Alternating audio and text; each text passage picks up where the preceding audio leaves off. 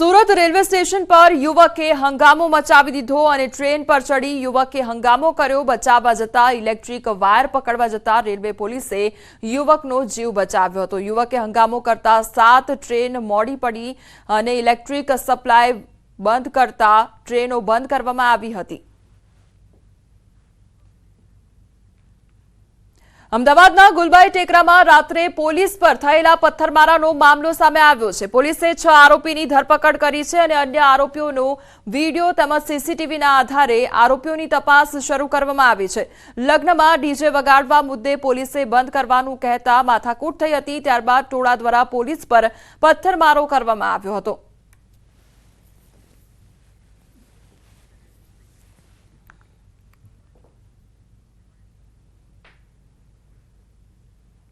તાત્કાલિક આજુબાજુની મોબાઈલો અને પોલીસની કાર્યવાહી 5 મિનિટમાં બધા સર્વે જગ્યાએ પહોંચી ગયેલા અને એ જે ડીજેનો સાઉન્ડવાળો જે રાઇસર ટેમ્પો હતો એની સાથે પોલીસ કોન્સ્ટેબલને બેસાડી અને પોલીસ સ્ટેશન લઈ જઈ અને કાર્યવાહી કરવા માટેની તજવીજ કરતા હતા। એ દરમિયાનમાં અંધારામાંથી દૂરમાંથી આસપાસના લોકો એકઠા થયેલા હતા, 25 થી 30 જેટલા।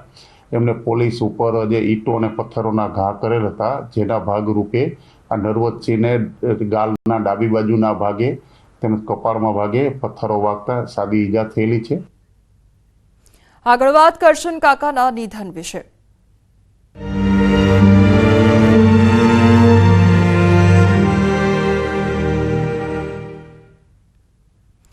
મહેસાણાના કડીના ધારાસભ્ય કરશનભાઈ સોલંકીનું નિધન થયું છે અને કરશનભાઈના નિધન બાદ પ્રધાનમંત્રી મોદીએ એક્સ પોસ્ટ પર શ્રદ્ધાંજલિ પાઠવી છે।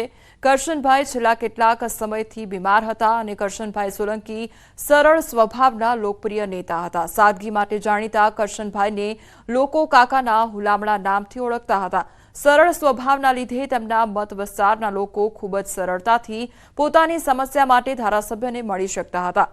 ત્યારે કરશનભાઈની વિદાયથી કડીમાં શોકનો માહોલ છવાયો છે।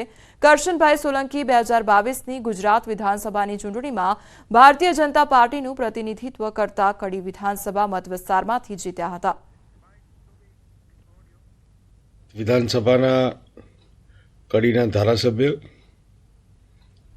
અને જેમની સાથે કામ કરવાની તાલુકા પંચાયતના સમયથી કાર્યકર્તા તરીકે તક મળેલી એવા સરળ સ્વભાવના, સાદગી અને સાતત્યપૂર્ણ જેમને પોતાની આખી જિંદગી વિતાવી છે।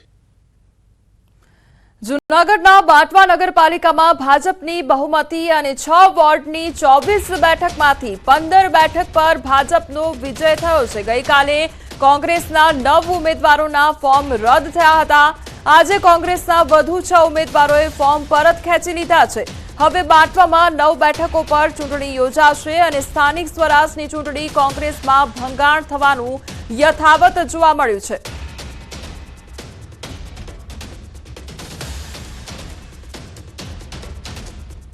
આ તરફ પંચમહાલ હાલોલની શિવરાજપુર જિલ્લા પંચાયત બેઠક બિનહરીફ થઈ છે। શિવરાજપુર જિલ્લા પંચાયત બેઠકની પેટા ચૂંટણી માટે કોંગ્રેસ અને ભાજપના ઉમેદવારોએ નોંધાવી હતી ઉમેદવારી પત્ર પરત ખેંચવાના અંતિમ દિવસે કોંગ્રેસના ઉમેદવાર પરત ખેંચતા ભાજપના મીનાબેન પરમાર થયા બિનહરીફ।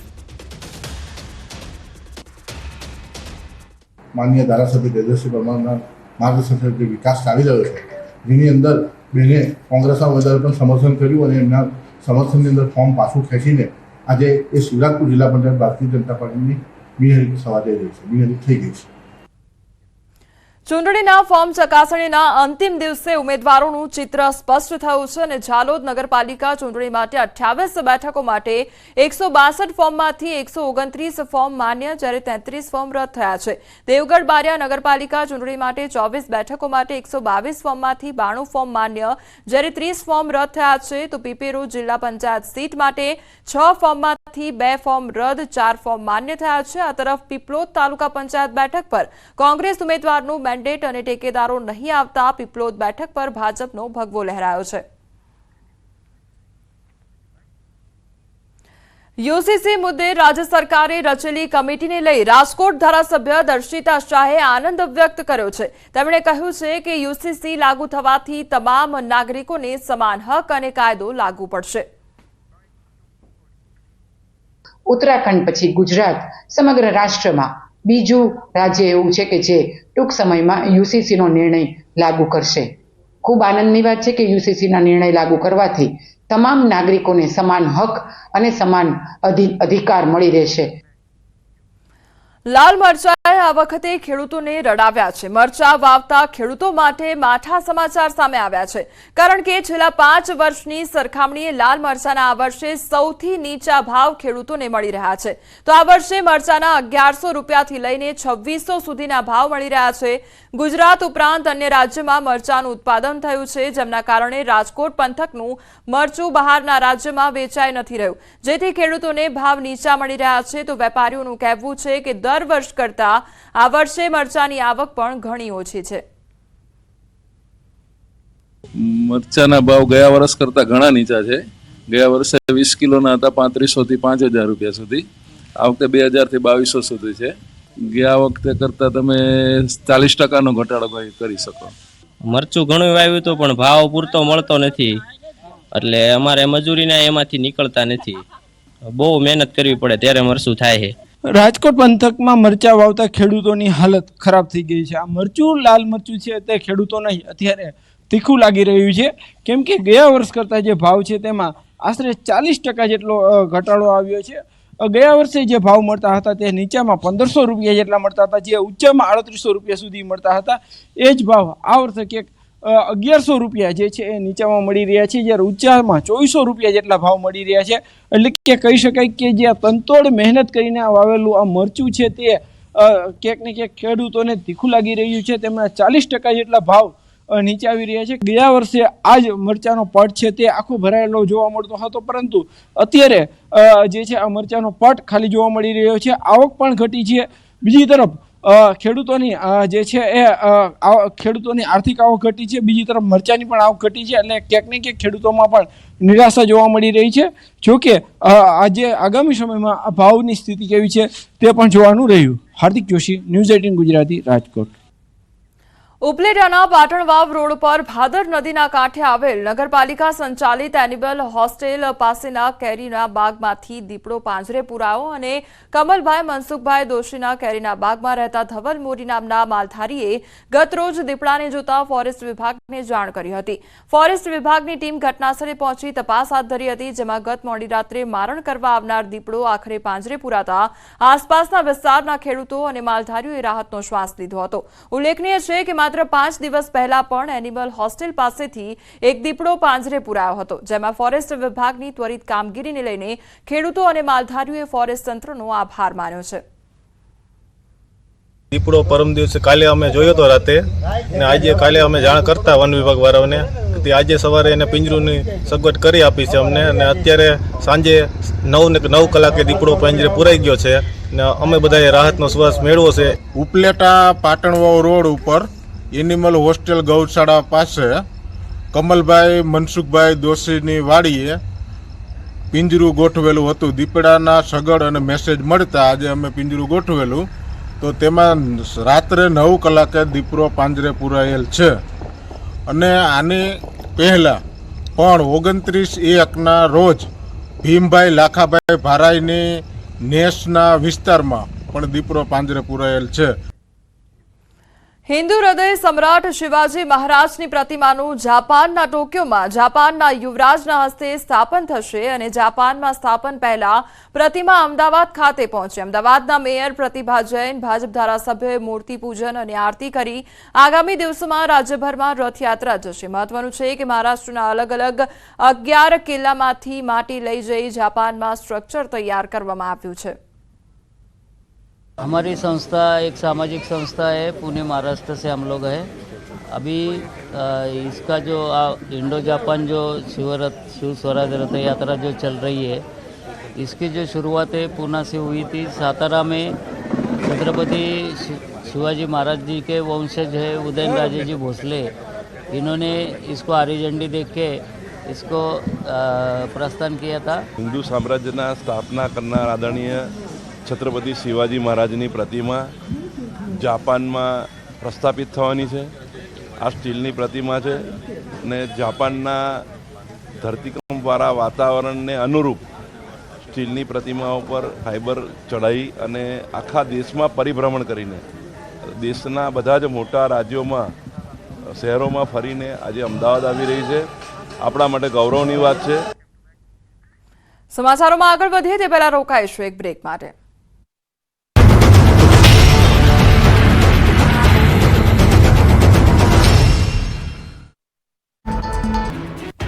ગુજરાતમાં માવઠાની આગાહીના પગલે રાજ્યમાં વાદળછાયું વાતાવરણ છવાયું છે. ગામડાઓથી લઈને શહેરો સુધી સૂર્ય દેવતા ગાયબ થઈ ગયા અને ચિંતા લઈને વાદળો આવી ચડતા ખેડૂતોની ચિંતામાં વધારો થયો. ખાસ કરીને ઉત્તર ગુજરાત, મધ્ય ગુજરાત અને સૌરાષ્ટ્રના કેટલાક ભાગોમાં વાતાવરણમાં પલટો જોવા મળ્યો. બીજી તરફ હવામાન નિષ્ણાંત અંબાલાલ પટેલે પણ ખેડૂતોના જીવ અદ્ધર થઈ જાય તેવી આગાહી કરી. અંબાલાલના મતે માવઠાનો ખતરો ટળ્યો નથી. ગુજરાતમાં હાલ માવઠાની તીવ્રતા ઘટી છે, પરંતુ જગતના તાત પર ચિંતાના વાદળો છવાયા છે. 5 ફેબ્રુઆરી સુધી વાદળછાયું વાતાવરણ રહેશે, જે બાદ જે વાતાવરણ કરવટ બદલશે.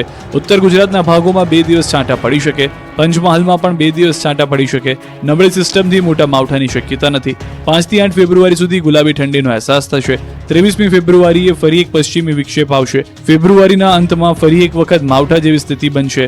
ઉત્તર પૂર્વીય ભાગોમાં પશ્ચિમી વિક્ષેપના કારણે અને દક્ષિણ પૂર્વીય ભાગોમાં થતા એન્ટી સાયક્લોન કારણે બંગાળના ઉપસાગરનો ભેજ અને અરબ સાગરના ભેજના કારણે માવઠાની શક્યતા છે.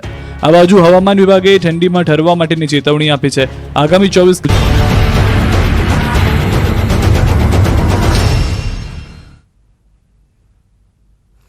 બ્રેક બાદ આપનું સ્વાગત છે. સમાચારમાં આગળ વધીએ તો કામરેજ ગામે વગર વરસાદે રસ્તા પર પાણી ભરાઈ ગયું છે. કામરેજના વોર્ડ નંબર 17ના રસ્તા ઉપર ગટરિયા પાણી ભરાયા છે. ગટર લાઇન બ્લોક થઈ જતા આ સમસ્યા સર્જાઈ છે. વિદ્યાર્થીઓ, રાહદારીઓ અને વાહન ચાલકો ગટરના પાણીમાં ચાલવા માટે મજબૂર બન્યા છે. બીજી તરફ સ્થાનિકોને રોગચાળો ફાટી નીકળવાનો ભય સતાવી રહ્યો છે. રજૂઆત કરવા છતાં કામરેજ ગ્રામ પંચાયત દ્વારા કામગીરી કરવામાં આવી નથી. ટૂંક સમયમાં કામગીરી નહીં થાય તો સ્થાનિકો ગ્રામ પંચાયત પર જઈને હલ્લાબોલ પણ કરશે. પરંતુ આ પંચાયત 40 થી 50 હજાર થી વધારે વોટરો છે અને 2.5 લાખથી વધારે વસ્તી અહીં ધરાવે છે. એટલે પહેલાં તો આ ગ્રામ પંચાયત આજે પૂરું જે સુવિધાઓ આપી શકે એવી કોઈ સક્ષમ પંચાયત નથી અને પંચાયત ભ્રષ્ટાચાર સિવાય કાંઈ વસ્તુ કરતી નથી. તો અવારનવાર રજૂઆત કરી હતી ગ્રામ પંચાયતમાં પાણીની આ રસ્તાની કોઈ ઉકેલ આવતો નથી. અમારી હારે અહીંના ધારા આપણે મહેશભાઈ મેવાડા સહયોગ આપ્યો તો અમારી હારે આવ્યા હતા. ત્યાં જઈને રજૂઆત કરી આવ્યા છે. રૂબરૂ જેડી સાહેબ હતા, પણ ત્યાં જાય ને એટલે અમને કંઈ થઈ જશે, કાલે મોકલી દેશું અને કરાવી આપશું. આના સિવાય કોઈ કાર્યવાહી થતી નથી. અને ચોમાસાની અંદર અમારે અહીંયા ડેન્ગ્યુના કેસ 5 સોસાયટીમાં આવ્યા હતા, 5 કેસ. તો અમે રજૂઆત કરીને કે તો દવાનો છંટકાવ કરી દેશું, તો છંટકાવ કાંઈ થયો નથી. ભાવનગર શહેરના ફુલસર વિસ્તારમાં ભર શિયાળે પાણીનો પોકાર ઉઠ્યો છે. ફુલસર વિસ્તારમાં અલગ અલગ સોસાયટીઓમાં પાણીનો પ્રશ્ન ઉઠ્યો છે. વારંવાર રજૂઆત કરવા છતાં સોસાયટીના રહીશો પાણી માટે વલખા મારી રહ્યા છે. પ્રધાનમંત્રી આવાસ યોજનામાં છેલ્લા 15 દિવસથી પીવાનું પાણી નથી મળી રહ્યું, તો આ તરફ ફુલસર વિસ્તારમાં સંત તુલસીદાસ સોસાયટીમાં ફક્ત 10 થી 15 મિનિટ સુધી જ પાણી આપવામાં આવે છે. તે પણ અત્યંત લો પ્રેશરમાં આવતું હોવાથી લોકો સબમર્સિબલ પંપ દ્વારા પાણીની લાઇનમાંથી પાણી ખેંચે છે, જેના કારણે અનેક લોકો પાણીથી વંચિત રહે છે. આવી તો અનેક સોસાયટી છે કે જ્યાં પાણીની સમસ્યાથી લોકો ઝઝૂમી રહ્યા છે. ત્યારે વસાહતના રહીશો પાણીના પ્રશ્નની રજૂઆત કરવા માટે મહાનગરપાલિકાની કચેરીએ દોડી આવ્યા હતા અને પાણીની સમસ્યાનો ઉકેલ લાવવા ઉગ્ર માંગ પણ કરી હતી.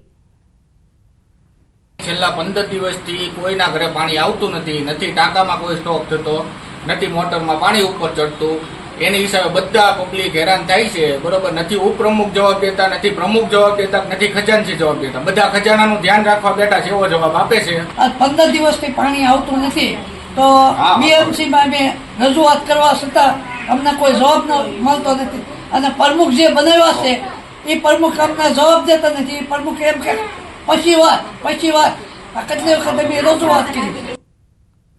એક તરફ અકસ્માતો ઘટાડવા સરકાર જાગૃતિ અભિયાન ચલાવે છે, તો બીજી તરફ રોડ રસ્તાઓના દ્રશ્યો જ સરકારના જાગૃતિ અભિયાન પર પાણી ફેરવી દે છે. વાત કરીએ વડોદરા શહેરની, તો વડોદરાનું વહીવટી તંત્ર ખુદ વાહન ચાલકોના જીવ જોખમમાં મૂકી રહ્યું છે તેવું લાગી રહ્યું છે. શહેરના મોટા ભાગના રસ્તાઓ પર અઢળક સ્પીડ બ્રેકર તો છે, પણ એના પર સફેદ પટ્ટા નથી. ત્યાંથી પસાર થતા વાહન ચાલકો જ્યારે સ્પીડ બ્રેકરની એકદમ નજીક આવી જાય છે ત્યારે તેમને જાણ થાય છે કે રસ્તા પર કોઈ સ્પીડ બ્રેકર લગાવેલું છે અને જો કોઈ વાહન ચાલકોની ગતિ વધુ હોય તો અકસ્માત થવાની પૂરેપૂરી સંભાવના રહેતી હોય છે। સમગ્ર મામલે જવાબદાર અધિકારીનું કહેવું છે કે કોન્ટ્રાક્ટ પૂરો થઈ જવાને કારણે થોડાક સમયથી રસ્તા પર થર્મોપ્લાસ્ટિક સફેદ પટ્ટા મારવાના બાકી છે। સાથે જ આ સફેદ પટ્ટાની આવરદા માત્ર 1 વર્ષની હોય છે, જેના કારણે ઘસારો લાગતા તે રસ્તા પરથી સમય જતા ભૂસાઈ જાય છે। નવા કોન્ટ્રાક્ટર આવતાની સાથે જ શહેરના તમામ રસ્તાઓ પર નિયમ મુજબ થર્મોપ્લાસ્ટિક સફેદ પટ્ટા મારી દેવામાં આવશે, જેથી અકસ્માતની ઘટનાઓને ટાળી શકાય। દૂરથી તો દેખાતા જ નથી, એકદમ નજીક આવીએ ત્યારે ખ્યાલ આવે છે કે બમ્પર આવી રહ્યું છે, કારણ કે દૂરથી તો લાગતું જ નથી કે બમ્પર છે, જ્યારે નજીક આવીએ ત્યારે ખબર પડે છે કે બમ્પર છે। દરેક સ્પીડ બ્રેકરો ઉપર અત્યારે આપણે જોઈ શકીએ છીએ આ જ હાલત છે। આના કારણે એટલી બધી જાનહાનિઓ થતી હોય છે અને અકસ્માતો થતા હોય છે।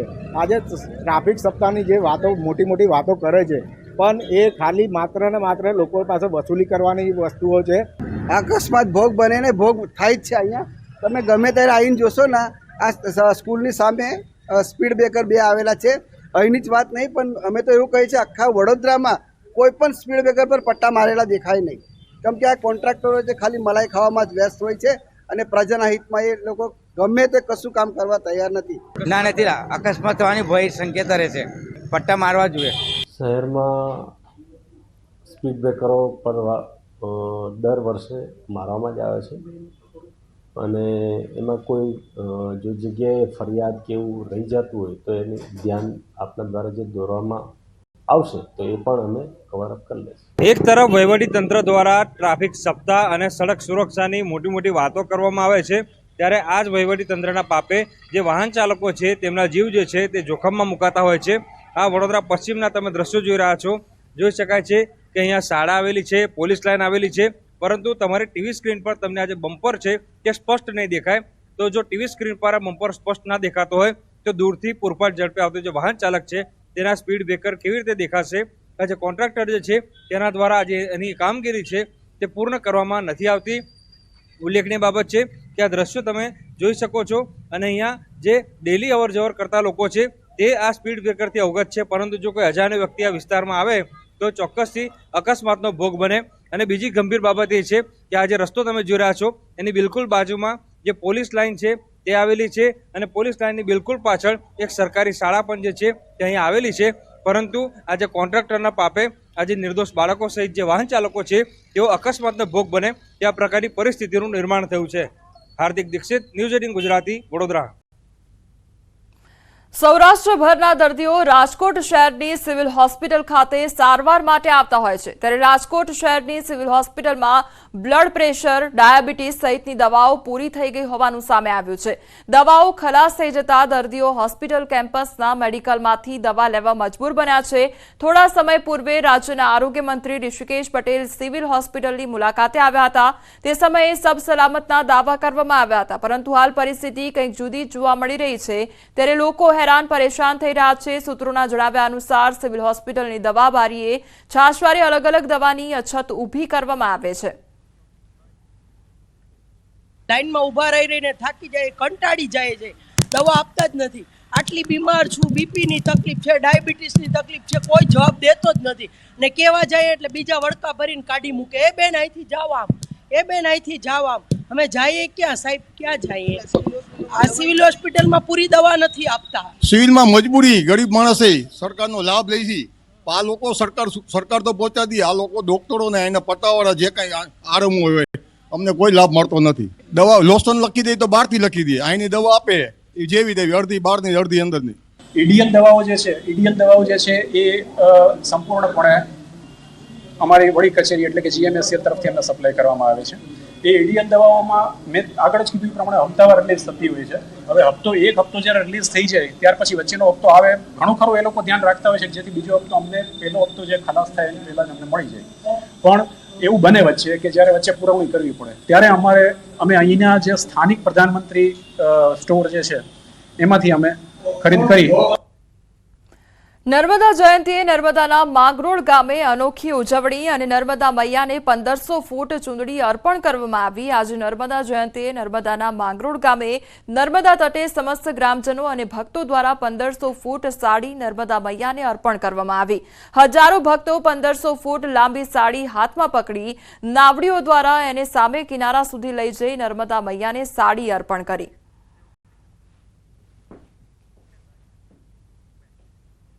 હાલ સમાચારોમાં બસ આટલું।